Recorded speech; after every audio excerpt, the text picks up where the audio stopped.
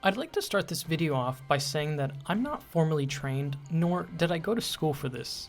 In fact, I was an illustration major before I moved on to scene design. I only say this because the methods you'll see in my video are not standardized, and there are probably way better ways of doing the things that you'll see me do. With that little disclaimer out of the way, you're watching me tape down and mark where the set's parameters are on the stage.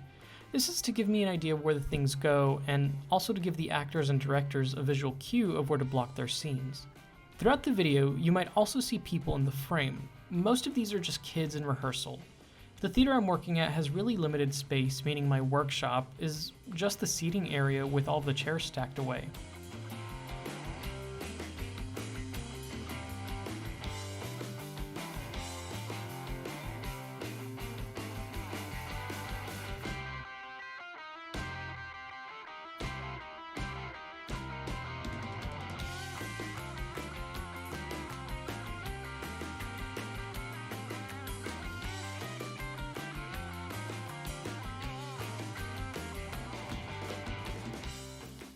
Next, I start on the construction of the flats that I'll screw into the stage. This process is repetitive, so I'll try my best to speed through it. This whole process took about 4 days, which you can tell by the change of all my shirts.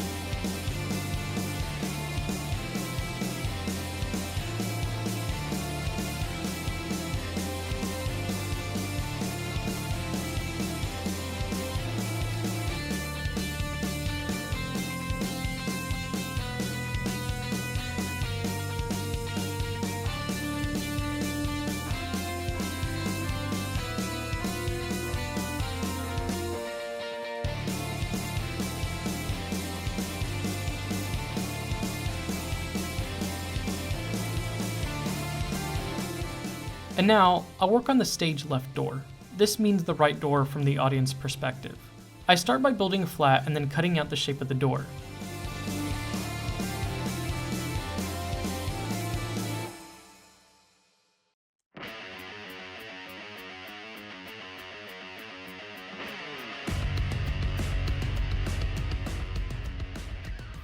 With such limited space, it's ideal to plan out the layout of the supports. I say this in hindsight because I didn't. The amount of adjustments I made off camera is insane.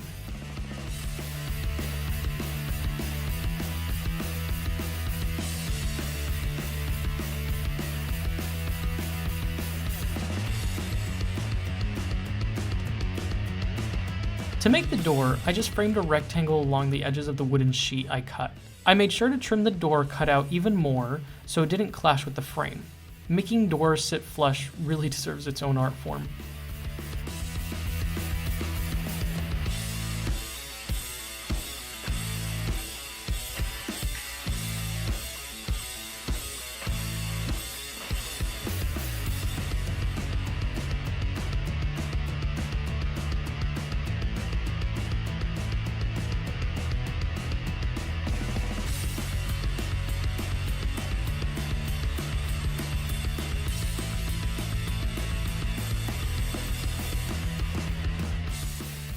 Next is the stage right door.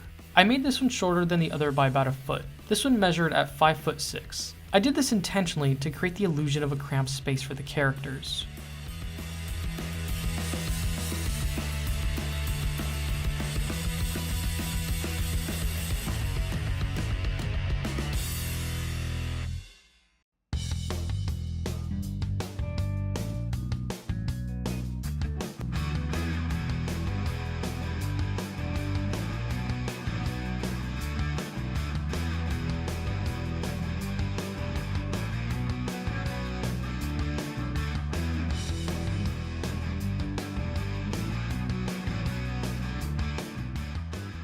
The rest of the video is just me closing off the empty gaps.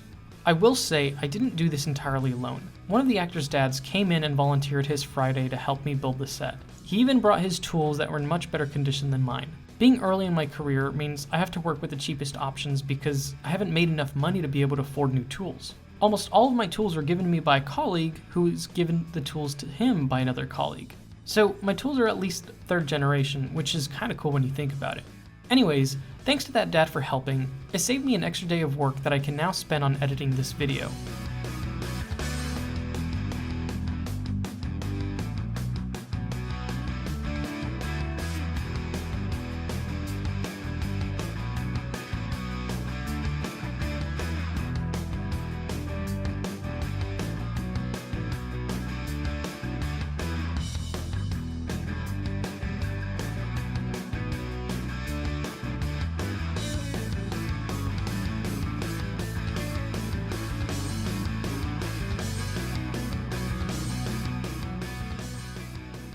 In the final part of this video, you see me taping all of the gaps between the wooden sheets. I'm not sure how I'll fully seal the gaps yet, but I guess I'll learn as I go. Thanks for watching.